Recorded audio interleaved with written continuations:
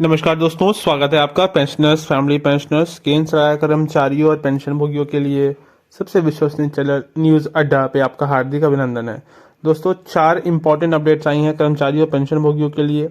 उनसे related DA D R को लेकर के, आरबीआई की रेपो रेट को लेकर। उससे पहले चैनल पे आगे बढ़ेंगे, एक रिक्वेस्ट रहेगा, वीडियो को पहली बार देख रहे हैं तो लाइक शेयर सब्सक्राइब कीजिएगा, वीडियो को अंत तक देखिएगा। 3 इंपॉर्टेंट अपडेट्स हैं, कुछ इंपॉर्टेंट न्यूज़ है, उसको कवर करेंगे और कोई भी क्वेरी होगा आपका ज़रूर से कमेंट करके बताइएगा। चलिए बिना देरी के वीडियो में आगे बढ़ते हैं। पहली और बड़ी खबर जो आ रही है दोस्तों, वो आ रही है डीए डीआर को लेकर के। जैसा कि आपको ऑलरेडी पता है कि सरकार की तरफ से एपीसीआई की रैंकिंग, जिसपे कि महंगाई भत्ता महंगाई राहत डिपेंड करता है, वो बढ़ चुका है।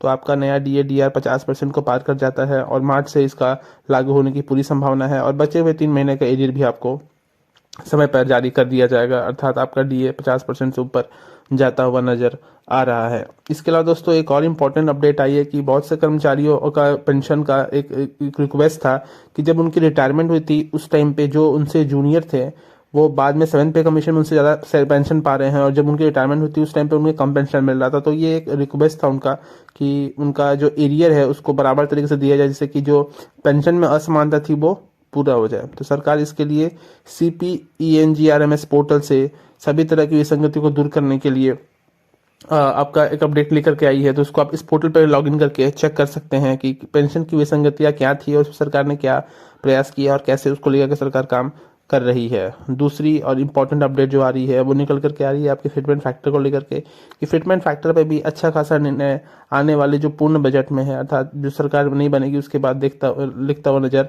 आ रहा है। तीसरी इंपॉर्टेंट अपडेट आ रही है लोकसभा में हुए एक प्रश्न को लेकर के, जिसमें जो श्री लारसोंगा ने, जो एक माननीय सांसद है, इन्होंने रेल मंत्री से एक सवाल पूछा था कि कोविड के टाइम पर सीनियर सिटीजन के लिए जो रेलवे में कंसेशन मिलता था उसको बंद कर दिया गया था। तो इस पर सरकार का क्या निर्णय, क्या सरकार इसको वापस से चालू करने पर कोई विचार कर रही है? तो सरकार की तरफ से रेल मंत्री अश्विनी वैष्णव की तरफ से एक बड़ा और इम्पोर्टेंट अपडेट आया। क्या है वो अपडेट, जानेंगे विस्तार से। सबसे पहले रेल मंत्री ने जो क्वेश्चन का आंसर दिया है, उनमें क्वेश्चन में यही था कि वरिष्ठ नागरिकों के लिए रेल रियायतों को पुनः शुरू करने का क्या कोई प्रस्ताव है।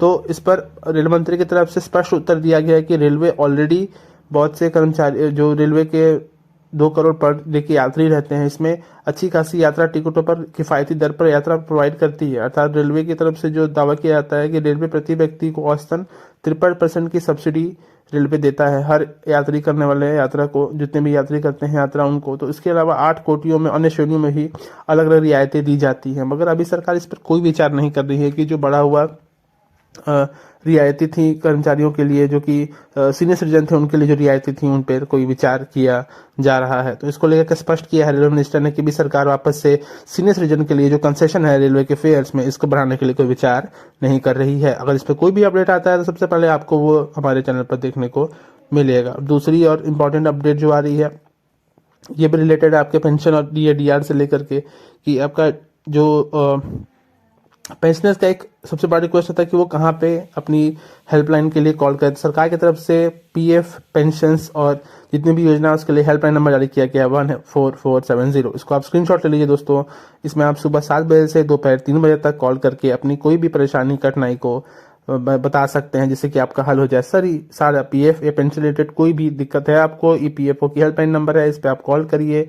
अपनी सारी पेंशन से रिलेटेड, पीएफ से रिलेटेड त्रुटियां अथवा उससे रिलेटेड कोई भी क्वेरी है तो उसका संपूर्ण और 1 स्टेप सॉल्यूशन है ये नंबर। इसको आप नोट कर लें, इसका स्क्रीनशॉट ले रहे हैं। नंबर वापस रिपीट कर दे रहा हूं मैं, 14470 इंपॉर्टेंट नंबर है, गवर्नमेंट की नंबर है। सभी जितने भी क्वेरीज है, क्वेश्चन है, सबका आंसर वन साइड पोर्टल पे आपको मिलेगा। तो एक इंपॉर्टेंट अपडेट रही थी ईपीएफओ की तरफ से, जो कि सरकारी तरफ से जारी किया गया था, और ये बहुत ही इंपॉर्टेंट है सभी कर्मचारी पेंशन भोग लेगी। एक और अपडेट आ रही है दोस्तों कि देश के 10 एम्स जो है वो ड्रोन के जरिए पहुंचाई जाएंगी दवा। जी, सरकार विचार कर रही है एम्स में दवाइयों का जो डिलीवरी है उसको ड्रोन से करने की।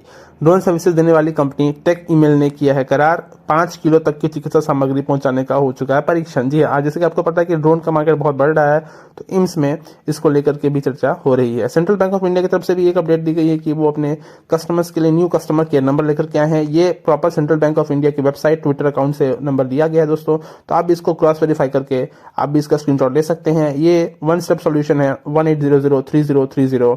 सेंट्रल बैंक की किसी भी ब्रांच का या सेंट्रल बैंक से रिलेटेड कोई भी कस्टमर है तो अपनी क्वेरी के लिए 183030 ये नंबर पर आप कॉल करके अपनी त्रुटियों को या फिर अपने क्वेरीज को जान सकते हैं, अगर आप सेंट्रल बैंक की कस्टमर हैं और उसका सर्विसेज का इस्तेमाल करते हैं तो।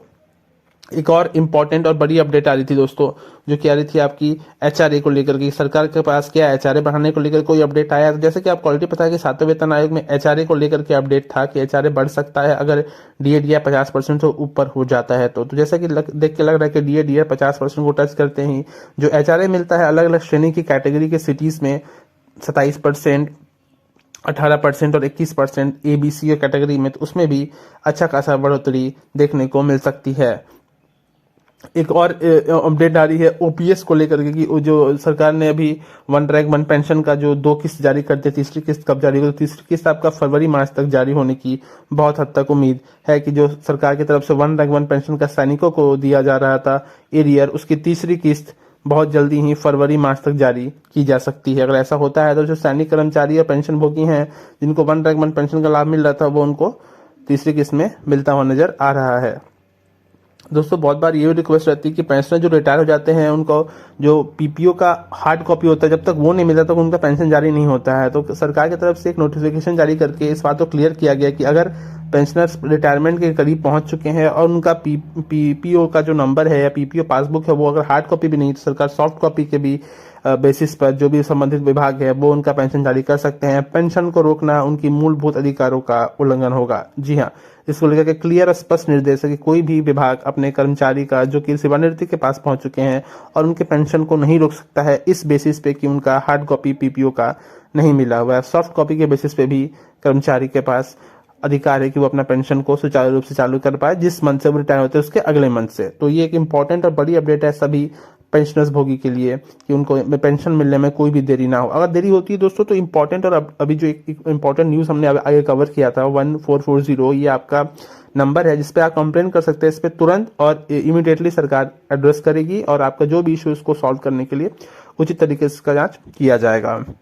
आखिरी इंपॉर्टेंट अपडेट ये थी दोस्तों कि नॉन सीजीएचएस एरिया में जो कर्मचारी रहते हैं उनकी डिमांड रही है कि उनका जो मेडिकल अलाउंस है जो मिलता है 1000 रुपीज को बढ़ाया जाए, क्योंकि जैसे कि आपको ऑलरेडी पता है कि बहुत से कर्मचारी और पेंशन भोगियों का जो ओपीएस है इससे लाभ नहीं मिलता, मतलब सीजीएचएस का लाभ नहीं मिल पाता है, तो उससे जो 1000 है उससे खर्चे की आपूर्ति नहीं होती है, तो उसको बढ़ा करके 3000 किया जाए। तो सरकार इस पर विचार कर रही है। वित्त मंत्रालय के जो सेक्रेटरी उनकी तरफ से भी इस पर विचार किया जा रहा है। अभी कोई पुष्ट खबर तो नहीं आई है, मगर जैसा कि अभी अनुमान देख कर लगता है कि बहुत जल्दी इसको लेकर के एक ठोस खबर का ऐलान हो सकता है, अर्थात इसको बढ़ा करके 3000 किया जा सकता है। बहुत सी मीडिया पोर्टल्स पे भी ये खबर आ रही है कि इसको बढ़ाने का विचार किया जा रहा है। अगर ये विचार किया जाता है तो सभी को नॉन सीजीएचएस के कर्मचारियों को फायदा होगा। दोस्तों ये इंपॉर्टेंट खबर थी आज की। ऐसी खबरों में बने रहेगा चैनल पे लाइक शेयर सब्सक्राइब कीजिएगा। मिलते हैं अगले वीडियो में, बहुत धन्यवाद। जय हिंद दोस्तों।